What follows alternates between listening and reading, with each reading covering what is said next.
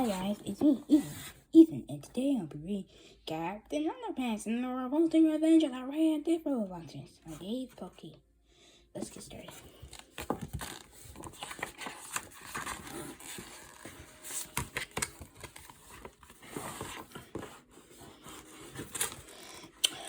Help, the world's in trouble. Maybe this comic book on the next page will help to straighten things out. There's the top secret truth about Captain Underpants. Once upon a time, there were two cool kids named George and Hell. We the boss daddies, me too. They had a really mean principal named Mr. Crumb, blah blah blah. One day they hypnotized him. You obey us. Okay. I made him believe he was a superhero. You're now Captain Underpants. Okay.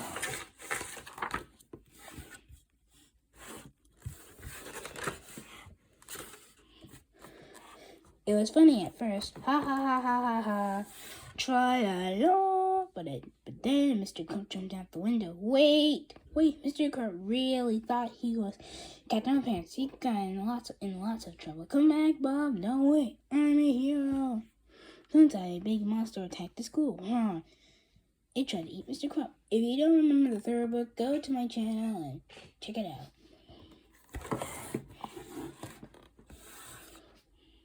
George found some superpowered juice in a UFO. Then Mr. Crumb got superpowers. Drink up, huh? Now he can fly. Even fly and stuff. The worst part is whenever Mr. Crumb hears somebody snap their fingers, he turns into Captain Underpants.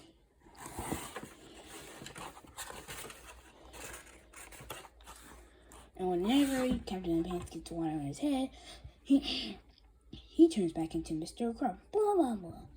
So anyways, in our last adventure, there was an evil guy named Tippy Tinkle Trousers. That's me. He built a big robo suit. Then he climbed inside. I'm going to destroy Captain Underpants. Oh yeah?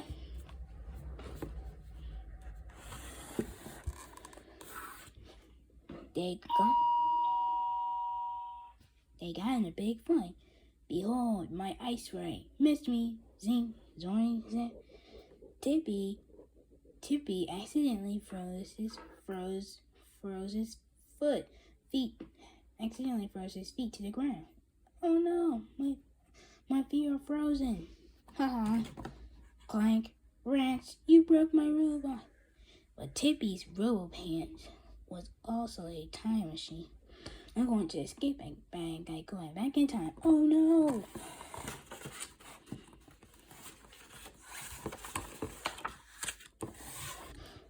Tippy's robo pants went back in time 5 years ago. But some bullies saw the robo pants and got scared. They got so scared they all went bonkers. Doi, goo goo gaga, beagle boom boom. Mr. Crook got blamed for the whole thing. You're fired, superintendent. I'm a victim of soy substance. Now the future's changed. Now the future's changed. Everything is different. Since Mr. Crook got fired 5 years ago, why me? He never got hypnotized by George and Hell. Since Mr. Crumb didn't get hypnotized, boo, he can never turn into Captain Underpants. He never turned to Captain Underpants. Since Captain Underpants doesn't exist, he wasn't there to save the world. Who will save us? Beats me.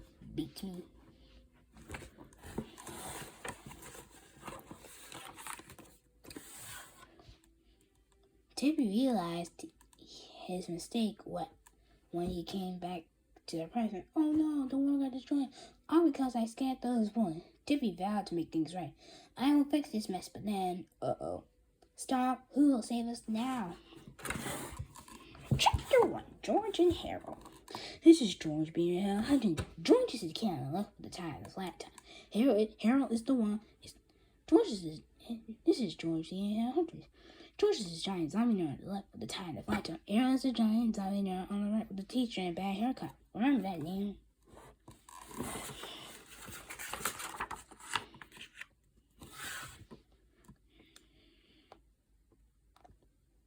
If you read our last adventure, you may recall the violent, terrifying scene where Tippy Tingle Trousers ended up carrying beneath the gigantic hood of zombie nerd heroin. You were probably horrified when the supersized shoe slammed down to the ground, leaving behind a squishy red stain. You may even have commented on the surprising inappropriateness of such a murderous and bloody scene appearing in a children's book. It's fun to feel offended, isn't it? Unfortunately, I'm sorry I have to tell you that there was no murder at the end of the last book. There wasn't even any blood. What happened at the end of our last book? Story is something called misdirection. It's what happens when you are led to believe that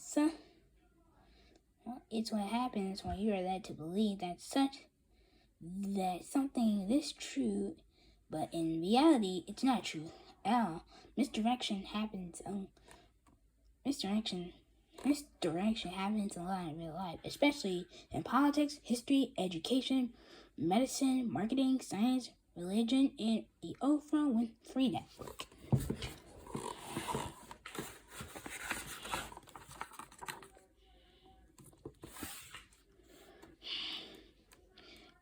With all that misdirection out there, life can get a little confusing. Now don't worry, this epic novel contains no misdirection whatsoever. This legendary tale will explain everything.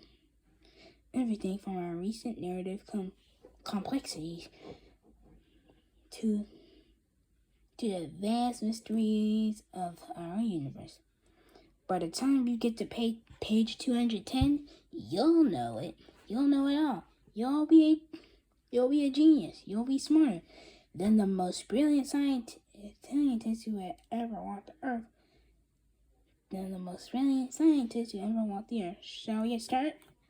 Let's get started, shall we? If you ever been to the zoo, you might have noticed that really big creatures move kind of slow. Take elephants, for example. They don't move very fast. Even when they're in a hurry, sure, they might cover a lot of ground, but that's only because they're so big. If you were to shrink an elephant down to the size of a house cat, you'd be shocked at how long it takes for them to get from one place to another. They're so darn slow. That it wouldn't be long before somebody changed the story of the tortoise and the hare into the more appropriate, the miniature elephant and the hare.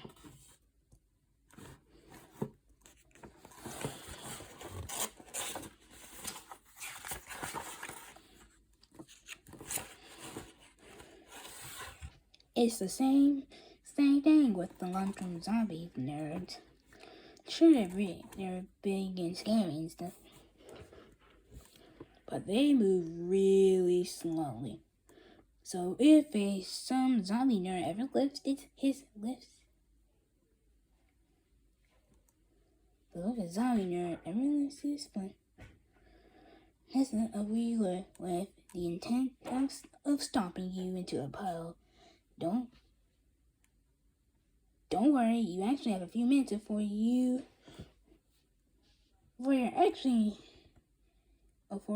in any real danger.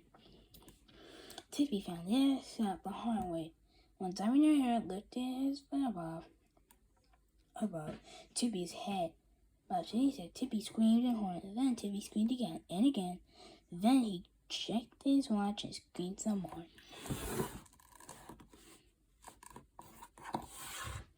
Finally, Tiffy's voice got a little scratchy from all that screaming.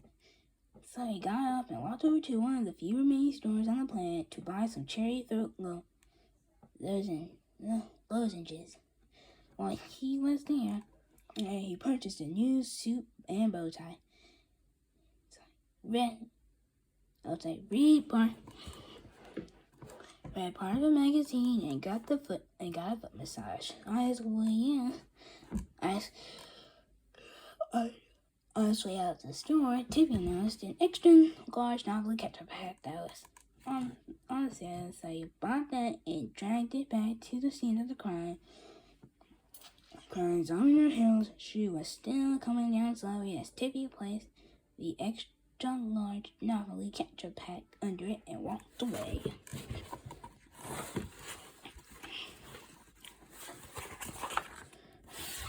Tippy climbed back into his rubber pants just as Zombie Hill's shoe hit the ground, hit the pavement, and crested the novelty ketchup pack. A bright red stain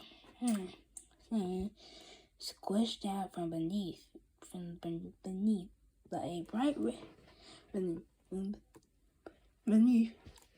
the zombified shoe as Tippy's rubber pants disappeared into a crackling glove light. You see, Tippy had mistakenly caused some trouble the last time he had gone back in time, so he had to go back again to undo the damage he had done. But before I can tell you that story, I have to give you this one. Chapter 2. Let's get serious, folks. Did you ever notice how grown-ups hate it when kids are having fun? Seriously, when was the last time you were doing something fun and some adult came over and made you stop? If you're like most kids, you're probably reading this very book because some adults want you to quit playing video games or watching TV. If you don't believe me, try this experiment. Grab a few of your friends and go into the corner of a room and start moving around, making some noise. Start laughing and cheering and some noises. Start laughing and cheering and maybe shout out a woohoo or two. It's been scientifically proven that the 89.4% of all grown-ups will drop whatever they're doing and rush over to put a stop to whatever nonsense you're up to.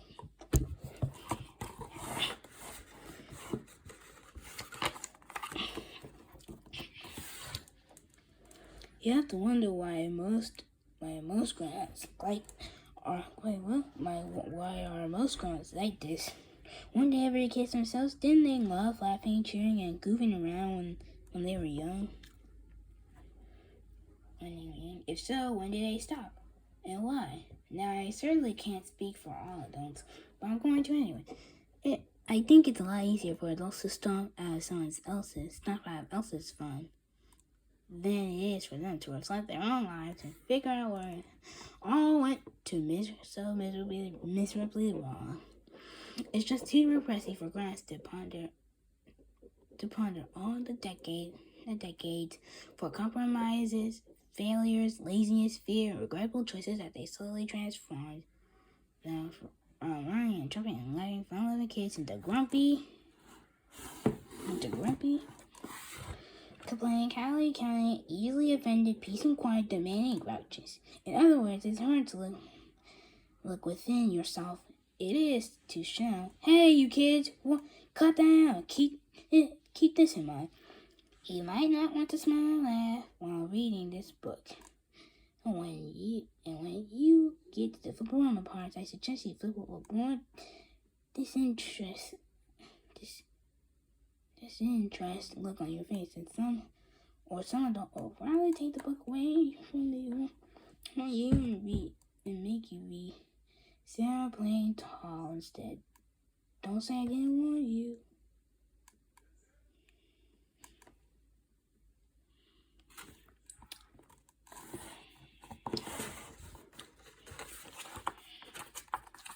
Chapter 3. Tippy returns again. Tippy Tinkle Trousers was in big trouble. He had zapped himself back in time 5 years and accidentally frightened 4 boys. This thoughtless mistake set in motion a series of events that ultimately got Mr. Crump fired. And since there was no Mr. Crump, there was no Captain Underpants. And since there was no Captain Underpants, there was no way to save the world from the terrible devastation caused for the 3 villains from our first 3 epic novels. If you don't remember those, you can go to my channel and check it out. Tippy decided There was only one thing to do: go back in time and stop himself from scaring those bullies. But in order to do this, he'd have to go back in time before the last time he had gone back in time.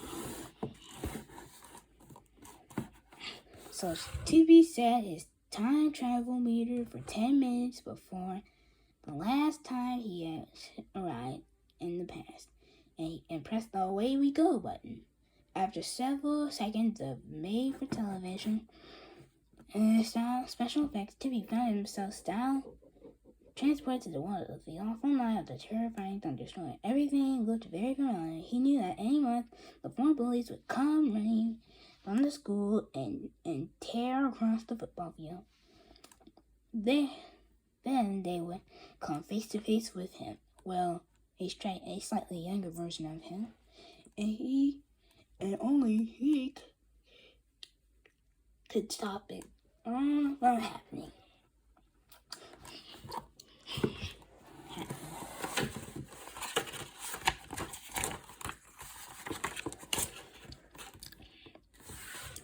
Tippy hid behind the side of the school and waited as the wind howled ferociously. Suddenly, a brilliant flash of lightning struck a nearby power line. The electricity in the school went out, and all the windows became dark.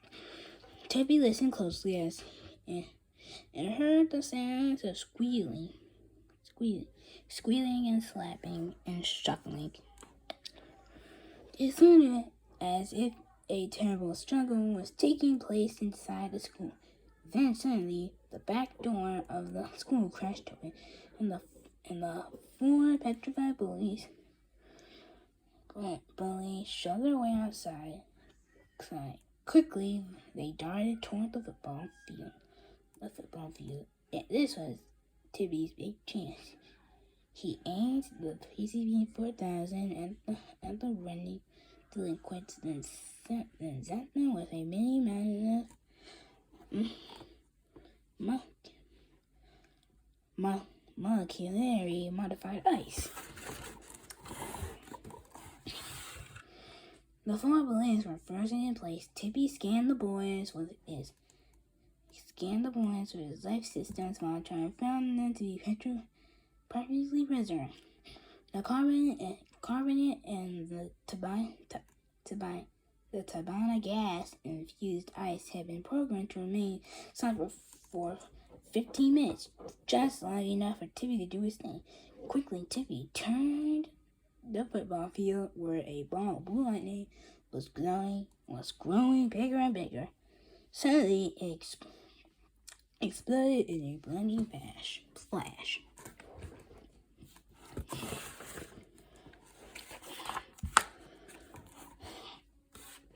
And there, where the ball of lightning had been, was a giant pair of robotic hands. Boy, that was close, I say, voice shone inside the depths of the newly arrived robo pants. Captain Underpants is a lot stronger than I thought. The zipper of the newly arrived robot trousers opened. And a tiny man peeked out to the marvel at the world of 5 years ago. But to his surprise, he saw an identical copy of himself staring straight at him and tapping his gigantic robotic foot impatiently. "Who are you?" asked the newly arrived Tippy. "I'm you," shouted future Tippy. "You from the future. What's going on?" asked Tippy.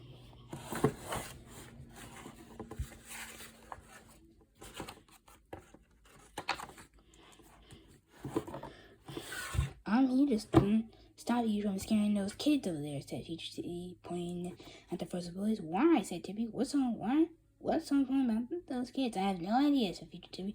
"All I know is I scared those kids when I came back here the last time, and apparently it caused a chain reaction that resulted in the total destruction of Earth. More or less."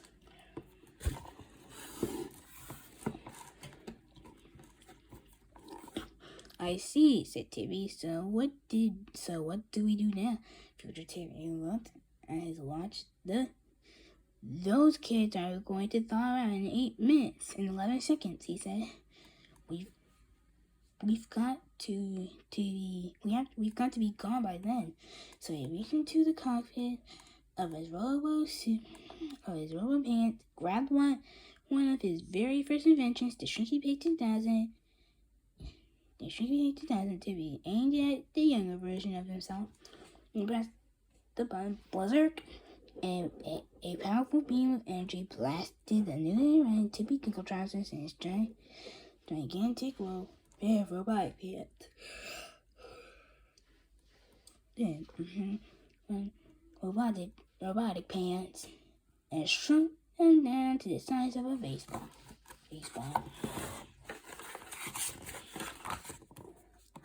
Big Tippy reached down and picked up the tiny version of himself. What did you do that for? Shouted Tiny Tippy. Tiny Tippy. Shouted Tiny Tippy. I can't very well have two of us running around, said Big Tippy. I've got to keep an eye on you. Big Tippy tucked Tiny Tippy into his jacket pocket and checked his watch again. 4 minutes and 16 seconds, he muttered to himself. He looked over there at the four blades encased in a narrow, crackling ice mound. Big Tippy turned his simple time travel meter and programmed it for a date.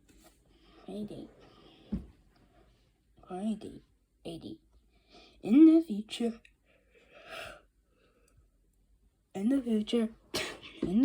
time was running out. The ice around the blades was disintegrating fast. So Tippy sneaked away to the center of the town, pressed his where go button, and disappeared into a ball of blue lightning.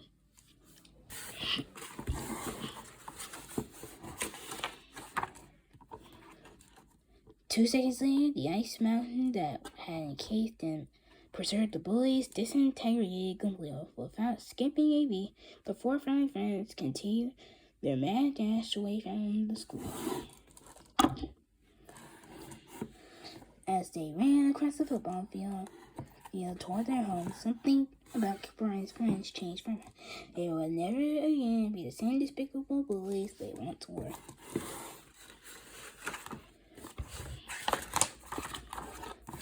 Chapter 4, Fixing the Future. Big Tippy had set his Tinkle time travel meter for Saturday afternoon in October 4 years in the future. He arrived as usual in a giant blue ball of lightning that grew bigger and bigger until it exploded in a blinding flash. What's going on out there? Cried Tiny Tippy. I can't see a thing. Shh, shouted Big Tippy. As he shoved Tiny Tippy down to the deep dark and dense in his jacket pocket. Big dark and dense in his jacket. Big Tippy listened carefully. He heard the voices of a child muttering, "This can't be good."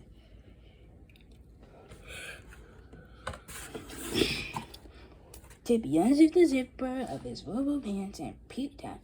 To his delight, the world looked like it usually did.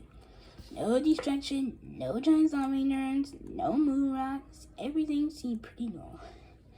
"Hey, it's Professor Booby Pants!" shouted a small boy when Tippy recognized immediately. Tippy recognized immediately.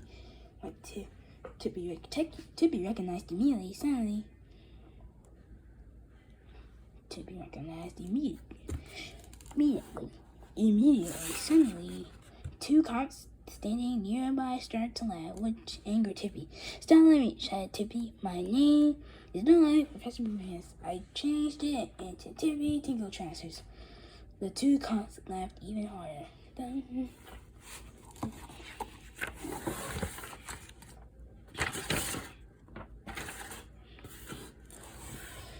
"And I've got a special surprise for anybody who thinks my new name is funny," said the furious professor. Tippy pressed the button. Name is funny, said the furious professor. Tippy pressed his button on the freezing B4000. 4,000, causing it to rise from the depths of his robo pants. He set the freeze rate for 20 minutes and zapped the cops, transforming them into frozen statues. My freezing being 4,000 will take care of anybody who stands in my way, said Tippy. And now, he said with a wicked smile, it's time for my revenge. Oh no, screamed George. Here we go again, screamed Harold. Here I go again, screamed Harold. Tippy chased George and Harold, their two pets, Sue and Crackers, through town, zapping his freezing beam 4,000 at them, and laughing maniacally.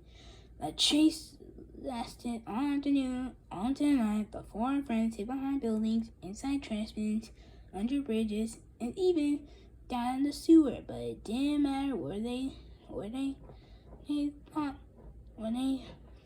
saw refuge, because Tippy Tinkle Trousers always found them. Yeah.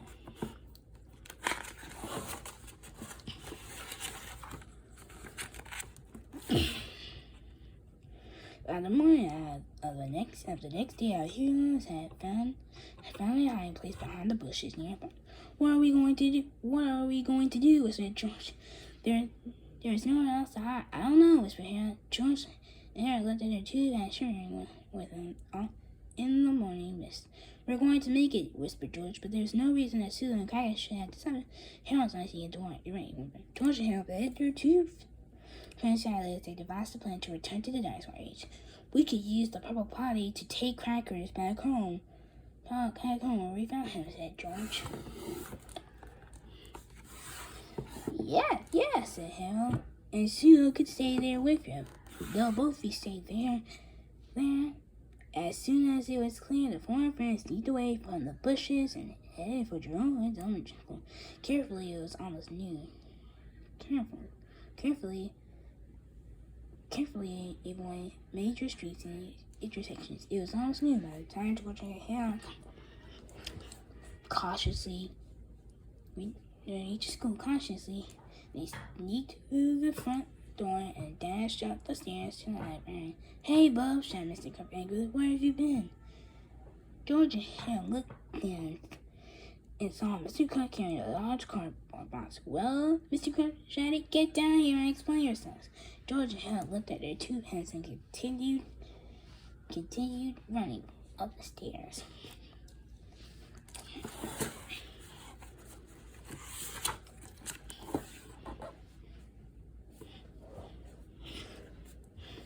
Mr. Crump was furious. His day hadn't started out very well. For some strange reason, all the red curtains in his office had been disappearing, and he wasn't happy about that. So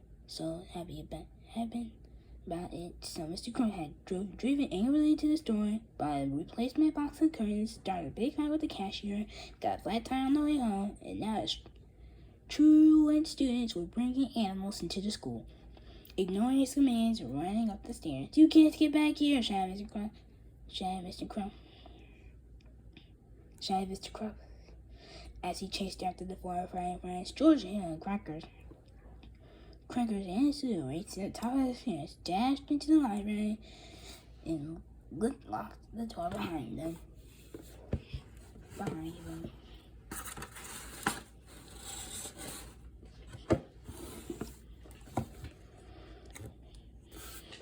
There they beheld their old troublemaker nemesis, the purple pipe. It was a homemade time machine that had a few quirks, to say the least. And our heroes approached it cautiously. Do you still remember how to use this thing? Of course, said George. We just used it yesterday morning. All I had to do is set the control for 65 million years ago, then pull down the chain. Easy squeezy, easy squeezy, mac and cheesy. Suddenly, Mr. Crump reached the library door and struggled with the locked doorknob. Twinkle the afternoon. The boys heard shuffling around. Followed by the jingly keys. Let's boogie! Let's boogie! Cried George. Let's boogie! Cried George.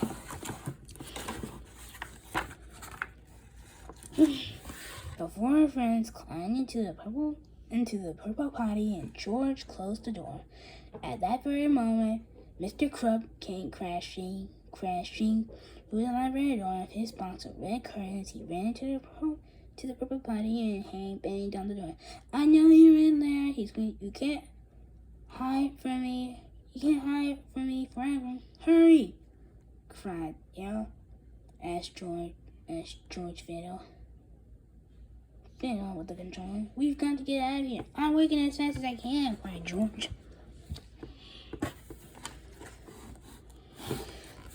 Suddenly, a gigantic dark shadow filled the library.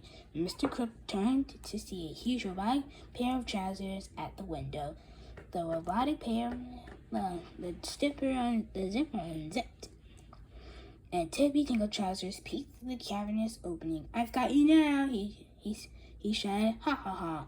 Tippy reached for the button on his facing beam 4000 as Mr. Crook cowered into it. But at that very moment, George finished setting the controller to 65 million years ago. And he pulled down the chain.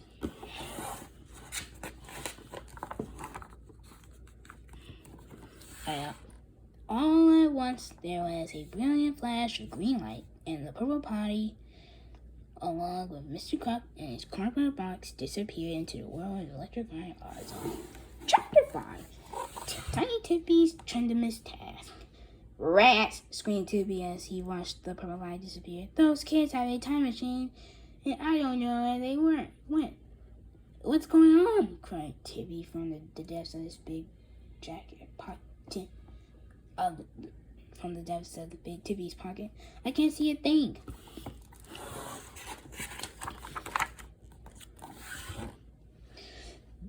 "Those kids took off in a time machine." Big Tippy backed at the miniature version of himself, and they took Captain Underpants with her. "Where did they go?" asked Tippy. "Tippy, how should I know?" Big Tippy yelled.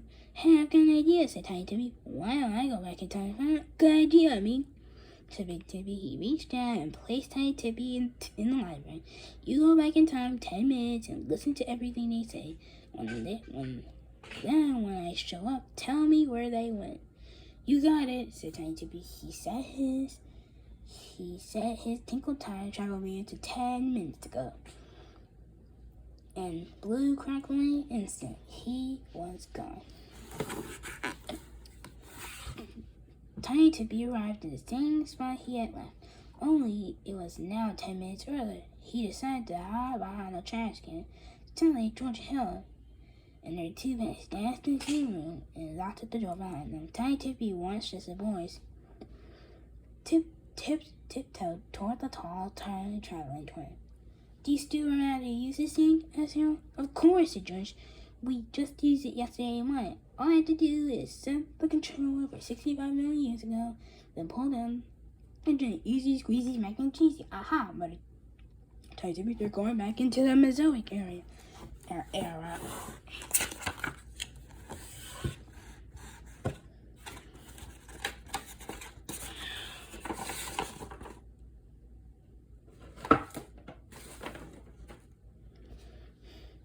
Tiny Tippy watched as the four friends climbed into the time machine and closed the door. He saw Mr. Crook crash through the library door and bang on the lavender lavatory. Then he saw himself in the big version of himself that is appeared at the window. "I've got you now," said Big Tippy. "Ha ha ha!" Suddenly there was a brilliant flash of green light, and the purple pie, along with Mr. Crook and his cardboard box, disappeared in a whirl of electrified ozone. "Rats!" screamed Tippy as he watched the purple pie disappear. "Those kids have a time machine. I don't know where they went. I do, said Tiny Tippy as he stepped out from behind the garbage can.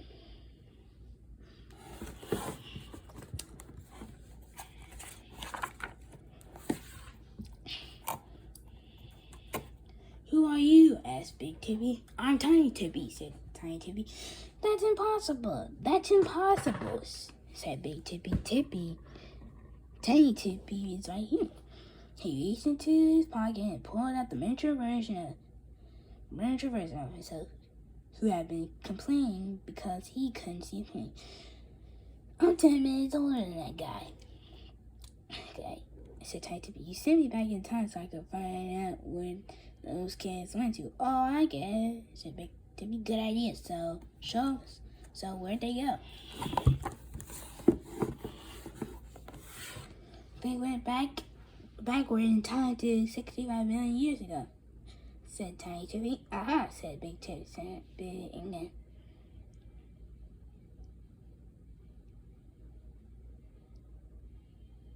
Aha, said Big Tippy until the younger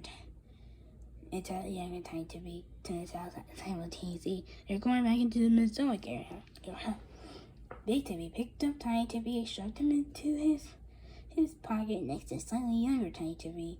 Let's all go back to the dinosaur age, shall we?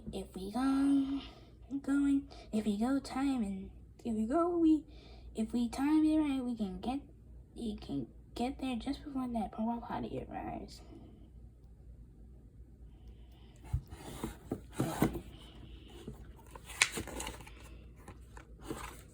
Chapter 6, 65 million years ago. The primitive midday sky lit up with several blinding flashes as the purple potty silently appeared to the top of an ancient tree. George Hill had successfully brought crackers back to where they found him. But when they opened the door of the purple potty to the sky, they also brought a stowaway. What the heck is going on here? Cried Mr. Crab as he hung from a branch high up the treetop. Oh no, cried George. Mr. Crab must have been staying too close to the purple potty when we zapped backward in time. He got zapped back with us. Harold reached out his hand to grab a hold of Mr. Crab. How could things get any worse? He asked.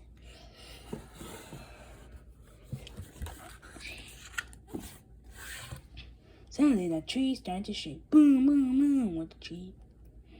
George and Hannah looked down and saw Tippy's gigantic rubber hands kicking the side of the tree. What's he doing in here? Cried Hannah. I don't know, said George, but I think we're about to fall. The horrible kicking continued, and the tree shook widely. Finally, the purple potty slid sideways, toppled over. We're doomed! Screamed out as they fell. The purple potty cracked and split apart as it tumbled, smacking against every branch on the way down. Suddenly, the purple potty hit the ground with a terrible crash and broke apart into 1,000 pieces.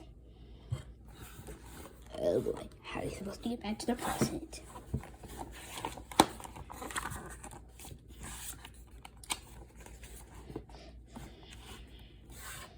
Mr. Crab hit the ground too, but was surprised to find out that he wasn't hurt a bit. But Tippy kicked through the wreckage of the purple potty, but could not find any trace of George and or their pets.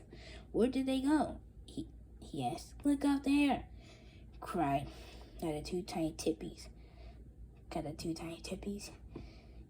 Crank, who were peeking out of Big Tippy's pocket. Cranker's head grabbed George and Helen and ground at the last second. Good boy, Cracker, said George. You say that's not for long, screamed Big Tippy as he peered peevishly from the pole on top of his rubber pants. Peevish part of his rubber bands. George had looked down as the coat was still trying to figure out how he had fallen. See, not unhurt. The two boys sat at their fingers. Suddenly, a welcome smile spread across Mr. Grunt's face. Immediately, he pulled off his shoes and socks and then unclipped his tie and ripped off his shirt. He grabbed a red curtain from the cardboard box beside him and tied it around his neck as he wriggled out his pants. Captain Underpants was back, and Tippy, Jingle Trousers, and his two tiny twins were in for the fight of their lives.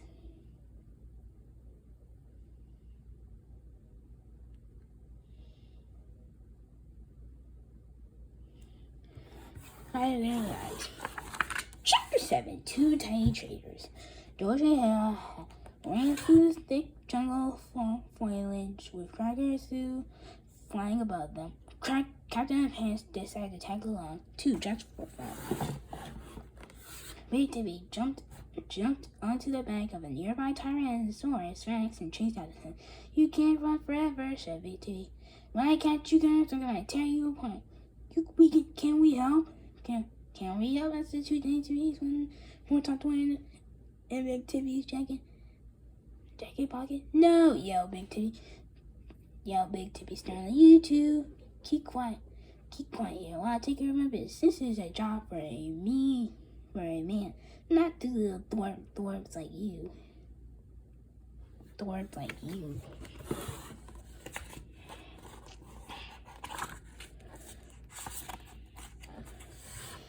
As the chase continued, the two tiny Tippies grumbled to themselves. "Well, I'm getting tired of that giant jerk bossing us around," said Tiny Tippy. "Me too," said slightly younger Tiny Tippy. "He thinks he's such a big shot just because he's huge. I sure wish I still have my Goosey Grove 4000, said Tiny Tippy. Then I can make myself big again." "I was just thinking the same thing," said slightly younger Tiny Tippy. "But unfortunately, we stored the Goosey Grove 4000 in the top half of our robo suit, and Captain Underpants destroyed it back in Chapter 8 of our last Tippy novel." "Hey," cried Tiny Tippy, "why don't we go back forward in time to Chapter 8 of our last Tippy novel? We could grab that Goosey Grove 4000 and make ourselves gigantic." "I like the way you think, me," said slightly younger Tiny Tippy. So while Big Tippy chased everybody through the treacherous jungles of the creation period, the two tiny Tippies said your tingle time here travel means for the night of the big round for Chapter 8 of our last Tippy novel. Big Tippy was engrossed in his pursuit of our heroes. He didn't even seem to notice the teensy weensy blue sparks of flashing light emanating from his pocket as his two devious doppelgangers disappeared in the whiff of primeval troposphere. Alright guys, I'm gonna cut into a part 2. See you later for part 2. Bye.